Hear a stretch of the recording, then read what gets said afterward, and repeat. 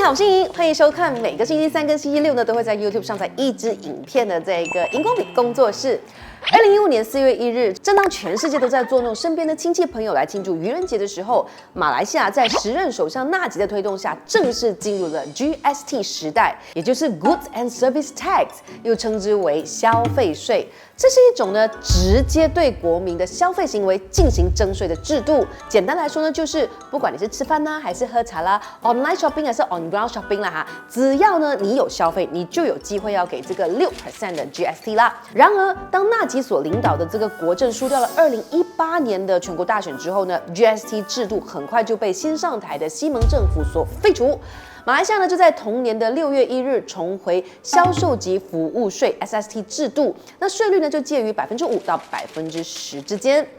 2023年的10月13日，首相安华呢就在国会提成了2024年财政预算案的时候，就宣布将在2024年的3月1日把部分的商品的 SST 税率从6%提高到8%。除此之外呢，每一年营业额有超过1亿令吉的商家，就必须在2024年的8月1日起落实电子发票 e-invoice。而其他的商家呢，则会是在2025年的7月1日以后呢，再逐步落实这个 e-invoice 电子发票制度。今天呢，我们荧光笔跟你讲了这么多呢，就主要是要用2支影片的时间来跟各位一起来探讨这些影响着你和我的 GST、SST 和 e-invoice 的这一些制度啦。准备好了吗 ？Let's go！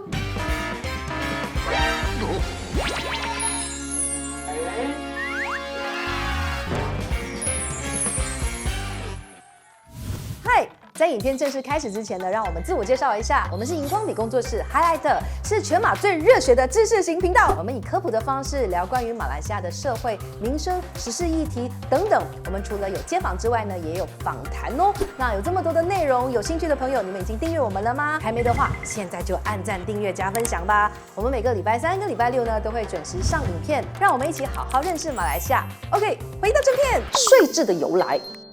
针对消费行为而征收的税的这个制度由来已久哦，是政权呢获得财富的手段之一。在很久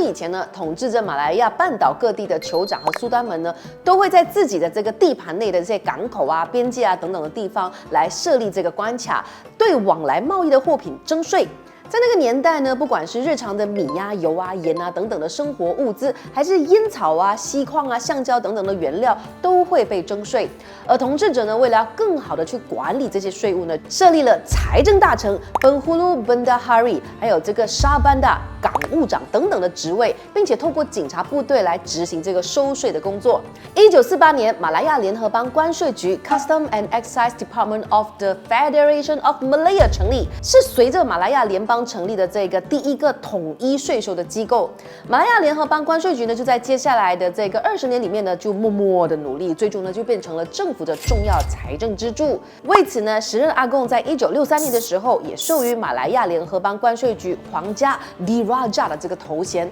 这也是为什么呢？如今的关税局的全名叫做马来西亚皇家关税局 Jabatan Custom Diraja Malaysia 啦。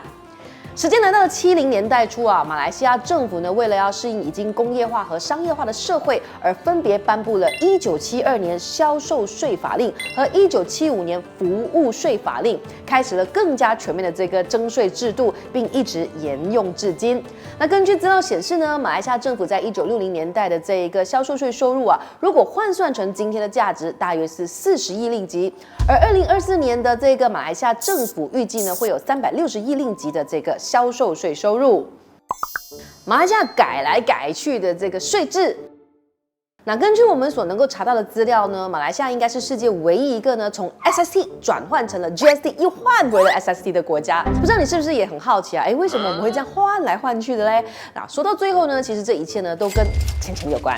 自从1970年代开始呢，马来西亚政府的收入就开始渐渐变得非常依赖直接税收。什么是直接税收呢？也就是个人所得税、公司税、石油收入税等等方面的这一个税收都叫直接税收。而 SST 之类的这种税收啊，其实是叫做间接税收。经过了30多年的这个高速发展，马来西亚的这个直接税收呢，占比就从70年代的35%飙涨到90年代的60%，更会在2024年的时候呢突破75%。那关于马来西亚政府的各种税啊，以及这些税的这个收集的状况是如何啊？我们其实之前呢有做过一支影片呢，有详细的解析了。如果还没有看的朋友呢，真的很值得去看，尤其呢是非常值得马来西亚人去看的哦。那记得点开来看哦。那马来西亚政府就发现啊，直接税收已经没有办法再扩大了，那他就只好的想办法去增加这个间接税收了。于是时任首相纳吉才会对用了快50年的 SST 制度开刀，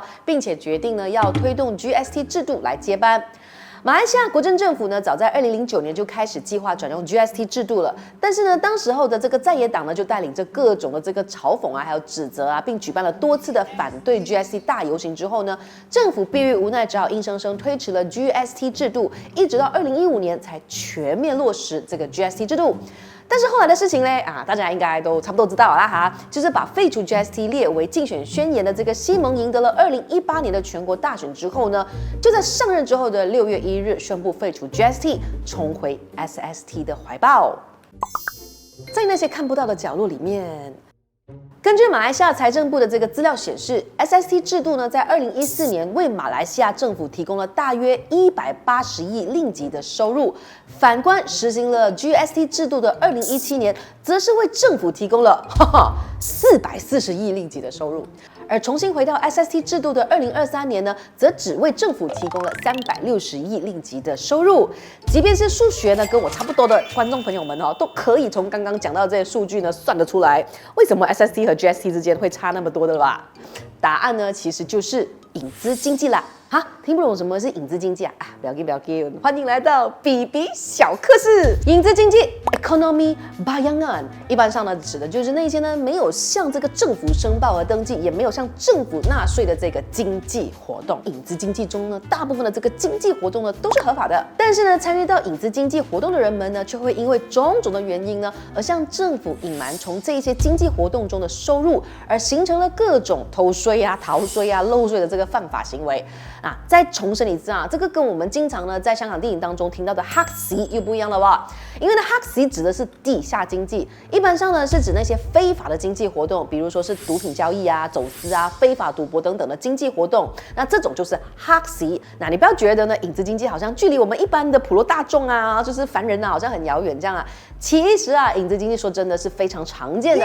比如说，我们经常在路边遇到的没有执照的档口啦、夜市啦、online vendor 等等呢，也包括了各种私底下的这个二手物品买卖、演唱会的黄牛票、出国旅行顺便代购等等的这些行为啊，其实都是影子经济的一种。除此之外呢，各种没有申报的这些兼职活动啊，比如说像大学生兼职家庭补习老师啊、上班族兼职 Grab driver 等等呢，都是我们日常生活当中呢经常接触到的一些影子经济活动哦。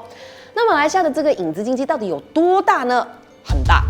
但是呢，却没有人能够有知道这个真正的实际数字。这是因为呢，要统计这个影子经济啊，是一件非常困难的事情。一方面都讲了嘛，是影子经济嘛，本来就是那种很隐藏的，不想告诉人的。而且呢，如果能够光明正大的统计，那自然就不会是所谓的影子经济了咯。你说是不是嘞？不过呢，按照这个学者的估计啊，早期70年代到80年代，马来西亚呢，因为不齐全的这个财政政策，再加上相对宽松的管制，就导致了马来西亚的影子经济一度占全国生产总值 GDP 的60%到70%左右。这其实呢是严重的影响了国家的财政收入的。但是呢，在经历了多次的这个金融危机之后呢，马来西亚政府就设立了更完善的这个财政政策以及更强硬的监管力度以后，就让马来西亚的这个影子经济的占比呢渐渐下降，来到了2000年左右的这个30%左右。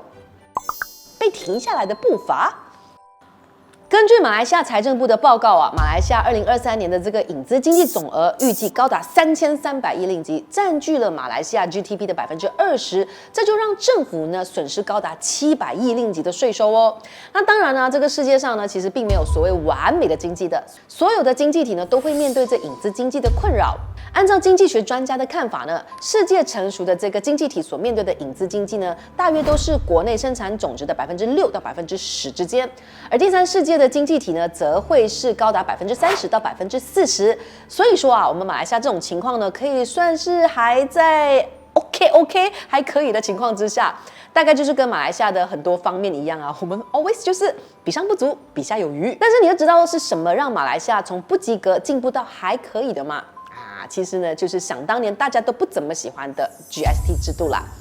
根据时任的财政部副部长阿末马斯兰呢，就是阿莫马斯兰就说过，马来西亚呢在2010年到2019年期间，影子经济的规模呢就从30%快速降低到20%，这是 GST 制度的关系。而安华呢，更是在2021年的时候说过啊 ，GST 是全世界最透明的税收制度之一。而如果呢，政府想要重新实施 GST 制度，则必须对 GST 制度的影响做出更全面和深入的研究，以更好的去限制 GST 制度的弱点，让 GST 制度呢真正的惠及人民。那政府是打算要重启 GST 了吗？好，我们来看看前财政部副部长的沈志强说过什么。他就说啊，团结政府呢并没有打算要重启这个 GST 制度。但是呢，马来西亚政府呢却在同一时间发布了执行 e-invoice 电子发票的规定，这就很容易让人呢把这件事情呢给连起来。那到底电子发票又是什么来的嘞？和 GST 关系又是什么嘞？而你是不是也很想要知道啊？电子发票 e-invoice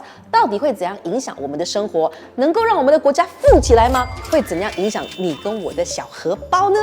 这一集讲下去呢就会太长了。先订阅我们的频道，按下小铃铛，我们下一集再满满的跟你说。OK 吗？当然呢，要确保我们的影片长做长有呢，最直接的支持就是加入我们的会员，每个月只需要1杯奶茶的钱呢，就可以让我们走更远，做更多的影片给你们看。好，我是莹莹 ，follow 我们的 social media，我们下一支影片再见。